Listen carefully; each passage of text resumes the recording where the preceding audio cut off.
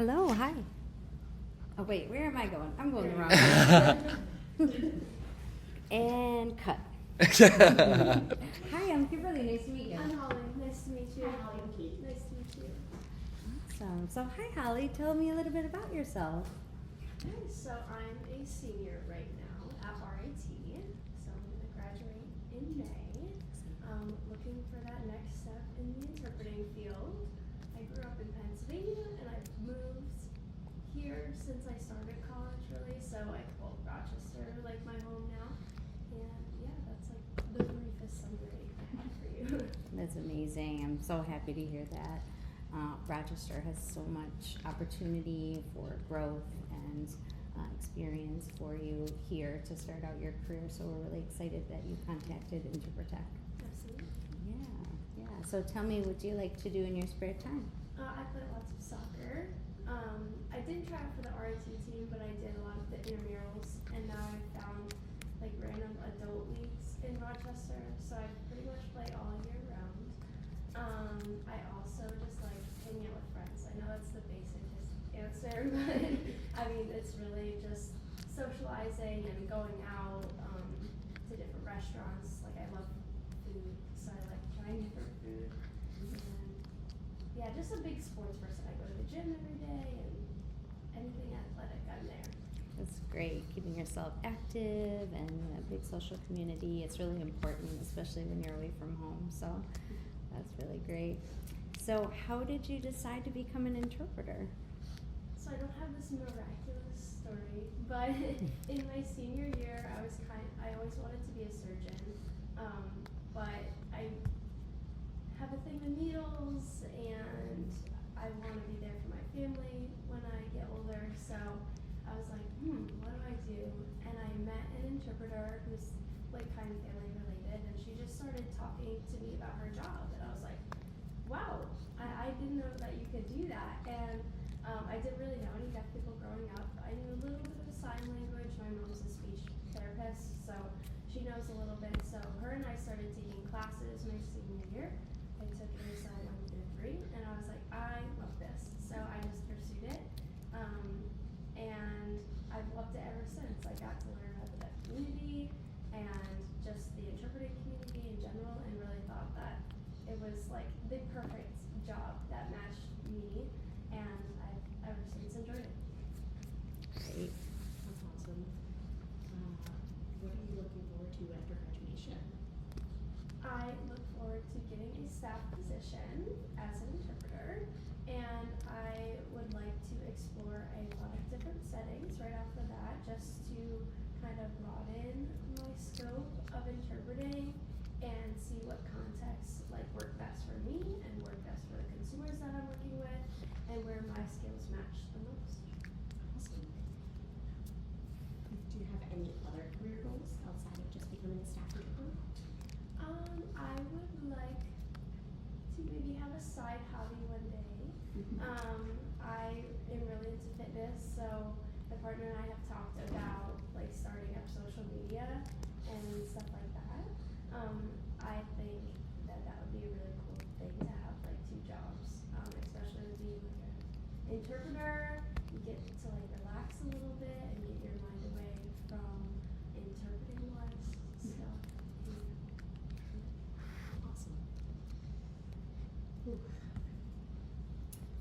All right. What do you think is your best way to keep organized? I like writing things down or in my computer. It depends on what I'm keeping track of, but I recently got a file folder for my receipts and everything as a new interpreter, so I like keeping things on paper. I think it's just like the old school. I can see it, I can feel it, and like for all my other files, just the computer is amazing. So I like to keep everything in separate docs, even if I just have a thought, just put it down there so it's kind of there forever. In like unrelated to work, I go on cleaning sprees. So I like things organized, everything is where I know where it is. That doesn't make sense. But I think I just have like an internal system that if something's out of place, I always put it back. So I just kind of keep reminding myself that daily, but then sometimes I do go on these cleaning sprees where it's total destruction and then That's awesome. Yeah, we really like organization here at Interprotech as well. And the staff position, you would have to be fairly organized. You would have to keep track of your jobs, what time you're starting, what time you're ending, and you would be filling out a timesheet every week. So accuracy is pretty important for those timesheets. We only hire full-time typically for the staff positions. Are you looking for full-time work? yeah, full-time would be great. I am open to anything right now, so if I could get a full-time position somewhere, that would probably be the first priority. Okay. We also have independent contractor positions. Do you know the difference between a 1099 and a W-2? Yes, I do. So the 1099 is just for independent contractors. I fill that out myself, but then the W-2 will be sent to me by you guys. Awesome. Yeah, it means that we take out your taxes for you, and at the end of the year, you'll file those. And that's a great benefit to being staff that a lot of people really enjoy, because they don't have to do their own taxes at the end of the year. So for our staff position, it would be 35 hours a week. Does that sound like something? Typically 35 hours a week. It might be over. If you would like to work more than 35, you can. And yeah, it's typically 35 hours a week, and it's on a contract schedule. Okay. So the contract schedule runs usually 9 or 10 months, so it would start usually around September and end around May, June time. And what that contract means is you would contract with us, and then we would guarantee you those 35 hours a week employment, hands in the air time. However, if you wanted to work more, you would be able to pick up more. But that contract is only through 9 or 10 months, because then the other months when you're not in contract, you could work as little as you wanted. You could work no hours, or you could work as many hours as you wanted. You could call us and ask us, what do you have? And we will try and fill up your schedule for you as much as you want. So during those like summer months, basically, then you kind of turn into an independent contractor and like pick your schedule and hours like that, or? Yes, it would be Okay. very similar. Very similar, yeah. Very cool. And even as staff, can you like request what kind of jobs you would like to take, or do you guys kind of put a schedule together for us? So it's a combination, I would say, of those things. We definitely consider your interests, the work you are very passionate about, something you want to explore as an interpreter. We also want to encourage you to challenge yourself. If for the right situation, when there's a team set up, when it's a low risk situation, challenging yourself as an interpreter is how we all grow. But we definitely take note of the jobs you like doing. For example, if you love K-12 work, we would really try and get you into a K-12 seat. If you're really interested in post-secondary, we could try out some college classes that are teamed. A good array of stuff, as you had said, you want to be a generalist, so we try and give you a nice array of options to try out. But also if you are just like, I'm short a couple of hours, do you have anything? Our coordinating team really looks through the work that we have, and we try and always do the best fit interpreter. So we always want to be setting you up for success. We wouldn't just throw you in a job you're not quite ready for yet, or a job that would be just too overwhelming or too intense, require a certified interpreter, all that good stuff.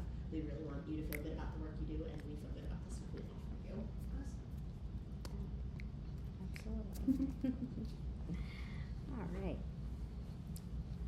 So, tell me about your experience interpreting. How much have you had, and give me some ideas on things you've interpreted. So this past year has been my practicum, so I'm still in the middle of it, but I've gotten great opportunities to interpret a lot of things.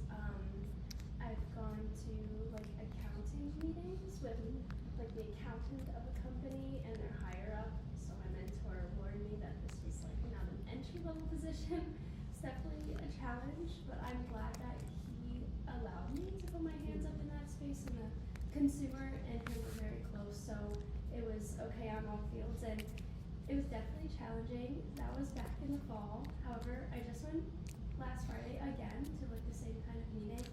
It went significantly better, and I got to interpret almost like triple the time that I did the first time around, because I was familiar with the consumer, the terms that they used, and I think just my language skills have improved over the past semester, really. So stuff like that, challenging things like that. This past weekend, I interpreted a burlesque aerial show. So something way on the other side of the spectrum. Very interesting to use some of that vocabulary that you don't use in everyday work. So that was a very cool opportunity. I did 2 nights, so it was really cool to see how I was able to like work with the message, going from having seen the show already and listening to the MCs and stuff. So that was a really great opportunity. I've had some opportunity to put my hands up a little bit in a medical setting, which was very amazing because I would love to go medical in the future. So it's a very low risk scenario, but I've had a lot of opportunities in medical. I've had a lot of observations in mental health, something else I'm very interested in. And then I did some sports pro bono, so I did a soccer practice for a few months, and I also did flag football that was working with like younger kids. So a lot of things in the mix there, from sports to burlesque to accounting and medical. So I've had a wide variety of opportunities so far. That is quite the range. Yeah, that is. So, a lot of times in interpreting situations, you are in high stress or stressful things kind of take place around you. How do you handle stress? I would say overall, I don't get stressed a lot. I have had multiple occasions, even from high school, where I've been presented with high stress scenarios or like on the spot thinking. I was very involved in my student government in high school, so I planned a lot of our organizational events for the school. So a lot of things have come up that way. Even going into college, I'm in a sorority. I've held 3 positions, so I've had other stressful things happen. I think I really just take a step back in my mind and take a deep breath and see what the closest solvent is really to the problem, kind of apply it to the situation, and I really just try to separate myself from the problem itself, because I don't want to get too involved, because that gets your anxiety up and you feel like it's on you, but sometimes it's really not. It's out of your control. So really just pulling yourself away from the I always say scenario. It's my favorite made up word. Scenario. And kind of looking at it from an outside perspective and seeing what we can do. Also just communicating. If there's other people around, communicating what their ideas are, or just maybe it's just a little quick side conversation to relieve the stress from what just happened or what's currently happening. Great techniques. So how do you feel about working with children? Do you have any experience working with kids? Would you be interested in a K through 12 assignment? Yes, I would. Like I said, I did work with children in those 2 sports assignments. It's definitely a little bit of a challenge for me, because during our interpreting program, we don't really work with samples of kids. So working with kids is a whole different world. Sometimes it's just kid language and you have no clue what they're saying, because kids don't make sense all the time. It's also adjusting your eyes to their little fingers, I think. So it's just something new, but I do enjoy working with kids a lot. I think they're just so personable and bubbly.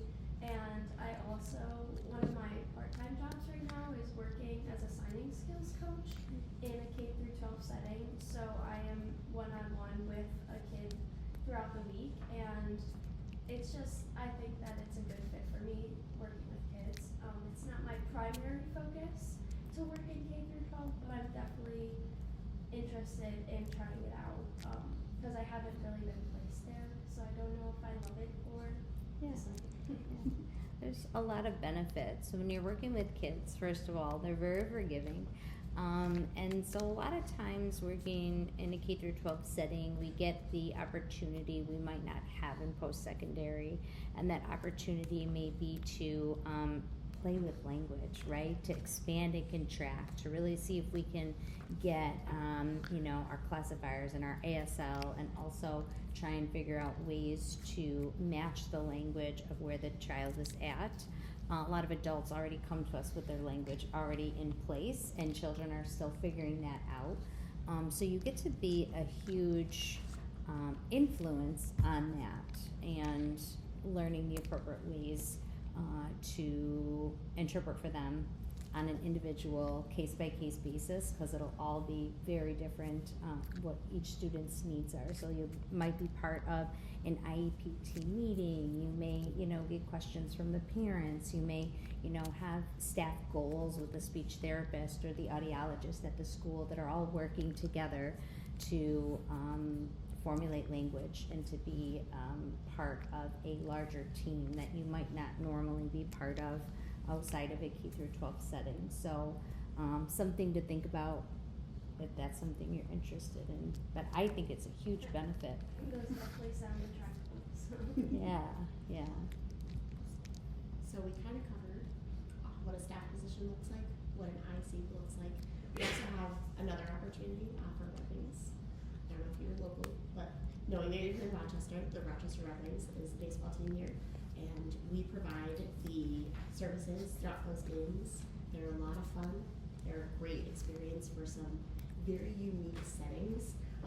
It's very platform in that there's a huge audience in front of you. It's very low risk in that there's very few members of the community that end up going out that require the access. But it's a lot of fun.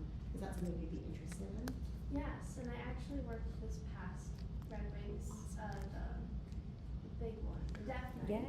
Yes, I worked the Deaf Culture Night at Red Wings. I was in the concessions, but it was still really fun to just see community members, see people that I've interpreted for in my classes actually. So I'd definitely be interested in going out to the games. Like I said, I love sports, and yeah, I would definitely be interested in that. Did you stop by our booth? Yes. Oh, okay. Very briefly though. I was really busy that night actually. Okay, yeah. So, You're all working. hands up for Yeah. a good amount of that some time. people were like, I didn't get anyone, like, and I was like, Yeah. I was in line for 2 Concessions, hours. yeah. Awesome. Awesome. Do you have any questions for us?